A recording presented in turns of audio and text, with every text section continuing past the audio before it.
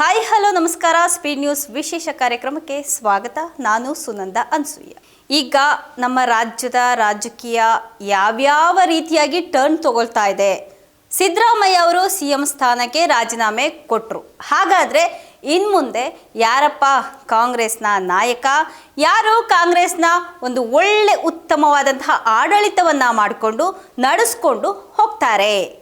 Next C M ಆಗಿ DK Shivakumar ಅವರು ಅಧಿಕಾರವನ್ನು ವಹಿಸ್ಕೊಳ್ತಾರೆ ಅನ್ನೋದು ಆಲ್ರೆಡಿ ಬಹುತೇಕ ಕನ್ಫರ್ಮ್ ಅಂತಲೇ ಹೇಳಬಹುದು. ಹಾಗೆಯೇ ನೆಕ್ಸ್ಟ್ ಸೋಮವಾರ ನಮ್ಮ ರಾಜ್ಯದ ಹೊಸ ಮುಖ್ಯಮಂತ್ರಿಯಾಗಿ DK ಶಿವಕುಮಾರ್ ಅವರು ಪ್ರಮಾಣ ವಚನವನ್ನು ಸ್ವೀಕಾರ ಮಾಡಿ ಅಧಿಕಾರವನ್ನು ವಹಿಸ್ಕೊಳ್ತಾರೆ. ಇನ್ನು ಅದಕ್ಕೂ ಮುಂಚೆ ವಿಧಾನಸೌಧದ ಸಮ್ಮೇಳನ ಸಭಾಂಗಣದಲ್ಲಿ ಶಾಸಕಾಂಗ ಸಭೆಯನ್ನು ಅಂದರೆ CLP ಸಭೆಯನ್ನು ಮಾಡ್ತಾರೆ.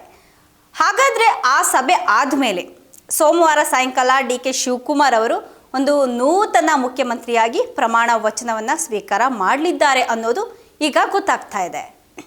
ಇನ್ನು ನೂತನ CM ಆಗಿ DK ಶಿವಕುಮಾರ್ ಅವರು ಪ್ರಮಾಣ ವಚನ ಸ್ವೀಕಾರ ಮಾಡಿದ್ಮೇಲೆ ಅವರ ಜೊತೆಗೆ ಕೆಲವೊಬ್ಬರು ಸಂಪುಟ ಸಚಿವರಾಗಿಯೂ ಸಹ ಕೆಲವೊಬ್ಬರು ಶಾಸಕರು ಪ್ರಮಾಣ ವಚನವನ್ನು ಸ್ವೀಕಾರ ಮಾಡ್ತಾರೆ.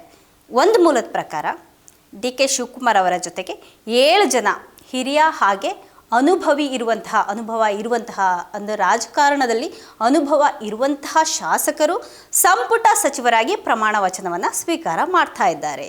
ಇದು ಕೂಡ ಕನ್ಫರ್ಮ್ ಆಗಿ ಹೇಳಲಾಗ್ತಾ ಇದೆ. ಇನ್ನೊಂದು ಮೂಲದ ಪ್ರಕಾರ 12ರಿಂದ 13 ಜನ ಹೊಸ ಸಚಿವರು ಪ್ರಮಾಣ ವಚನವನ್ನು ಸ್ವೀಕಾರ ಮಾಡಲಿದ್ದಾರೆ ಅಂತ ಕೂಡ ತಿಳಿದು ಬರ್ತಾ ಇದೆ. ಕಾಂಗ್ರೆಸ್ ಮೂಲಗಳ ಮಾಹಿತಿ ಪ್ರಕಾರ ಈಗ ಯಾರ್ಯಾರು ಹಾಲಿ ಸಚಿವರು ಇದ್ದಾರಲ್ಲ ಆ ಸಚಿವರೇ ಮತ್ತೊಮ್ಮೆ ಸಂಪುಟಕ್ಕೆ ಸೇರ್ಪಡೆ ಆಗುವಂತಹ ವಿಶ್ವಾಸದಲ್ಲಿ ಕೂಡ ಇದ್ದಾರೆ.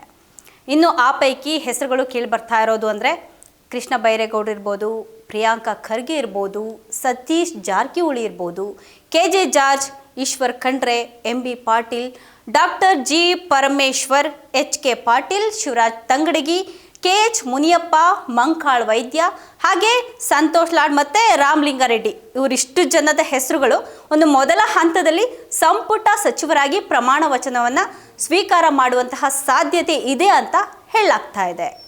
ಇನ್ನು ಇದನ್ನು ಹೊರತುಪಡಿಸಿದ್ರೆ ಈಗಾಗಲೇ ಆಲ್ರೆಡಿ DK ಶಿವಕುಮಾರ್ ಅವರು ಕೆಲವೊಬ್ಬರು ಹೆಸರನ್ನು ಅವ್ರ ಮನಸ್ಸಲ್ಲಿ ಇಟ್ಕೊಂಡಿದ್ದಾರೆ ಅಂತ ಕೂಡ ಹೇಳಲಾಗ್ತಾ ಇದೆ. ಹೈಕಮಾಂಡ್ ಒಪ್ಕೊಂಡ್ರೆ ಆ 13 ಜನ ಯಾರ್ಯಾರು DK ಶಿವಕುಮಾರ್ ಅವ್ರ ಮನಸ್ಸಿನಲ್ಲಿದ್ದಾರಲ್ಲ ಆ 13 ಜನ ಸಂಪುಟಕ್ಕೆ ಮರು ಸೇರ್ಪಡೆ ಆಗುವಂತಹ ಸಾಧ್ಯತೆ ಕೂಡ ಇದೆ ಅಂತ ತಿಳಿದು ಬರ್ತಾ ಇದೆ. ಹೀಗಾಗಿ ನೂತನ ಸಚಿವ ಸಂಪುಟ ರಚನೆಗೆ ಕಸರತ್ತು ಕೂಡ ಆಲ್ರೆಡಿ ನಡೀತಾ ಇದೆ. ಹಿಂದೆ ನಾವು ಕೂಡ ಸಚಿವರಾಗಬೇಕು ಅಂತ ಕೆಲವೊಬ್ಬರು ಆಕಾಂಕ್ಷಿಗಳು ಒಂದು ಇನ್ನಿಲ್ಲದ ಏನೇನು ಪ್ರಯತ್ನ ಮಾಡಬೇಕು ಅದನ್ನೆಲ್ಲ ಕೂಡ ಪ್ರಯತ್ನ ಮಾಡ್ತಾ ಇದ್ದಾರೆ ಅಂತ ಕೂಡ ಗೊತ್ತಾಗ್ತಾ ಇದೆ. ಈಗಾಗಲೇ ಈ ಸಂಬಂಧವಾಗಿ ಎಲ್ಲ ರೀತಿಯ ಕೆಲಸಗಳು ಸಹ ನಡೀತಾ ಇದೆ. ಹಾಗೆ ಹಾಲಿ ಸ್ಪೀಕರ್ UT ಖಾದರ್ ವಿಷಯವಾಗಿ ಅವರೊಂದು ಸಚಿವರಾಗುವಂತಹ ಸಾಧ್ಯತೆ ಕೂಡ ಕಾಣಿಸ್ತಾ ಇದೆ. ಇಲ್ಲಿ ಈ ಹಿನ್ನೆಲೆಯಲ್ಲಿ ಅವರನ್ನು ಸ್ಪೀಕರ್ ಹುದ್ದೆಯಿಂದ ಕೆಳಗಿಳಿಸೋದು ಬಹುತೇಕ ಕನ್ಫರ್ಮ್ ಆಗಿದೆ. ಹೀಗಾಗಿ UT ಖಾದರ್ ಅವರಿಂದ ಒಂದು ಏನು ಸ್ಪೀಕರ್ ಸ್ಥಾನಕ್ಕೆ ಅಲ್ಲಿಂದ ತೆರವಾಗ್ತಾರಲ್ಲ ಆ ಒಂದು ಸ್ಥಾನಕ್ಕೆ ಈಗಾಗಲೇ ಸಚಿವರಾಗಿದ್ದಂತಹ ದಿನೇಶ್ ಗುಂಡೂರಾವ್ ಇರಬಹುದು, HK ಪಾಟೀಲ್ ಇರಬಹುದು ಅಥವಾ ಡಾಕ್ಟರ್ G ಪರಮೇಶ್ವರ್ ಅವರನ್ನು ಸ್ಪೀಕರ್ ಮಾಡುವಂತಹ ಬಗ್ಗೆ ಕೂಡ ಕಾಂಗ್ರೆಸ್ನಲ್ಲಿ ಚರ್ಚೆ ನಡೀತಾ ಇದೆ ಅಂತ ಕೂಡ ವರದಿ ಆಗಿದೆ. ಒಟ್ಟಿನಲ್ಲಿ ಈ ಎಲ್ಲ ಗೊಂದಲಗಳಿಗೆ ಸೋಮವಾರ ಅಂತಿಮವಾಗಿ ತೆರೆ ಬೀಳುವಂತಹ ಸಾಧ್ಯತೆ ಇದೆ.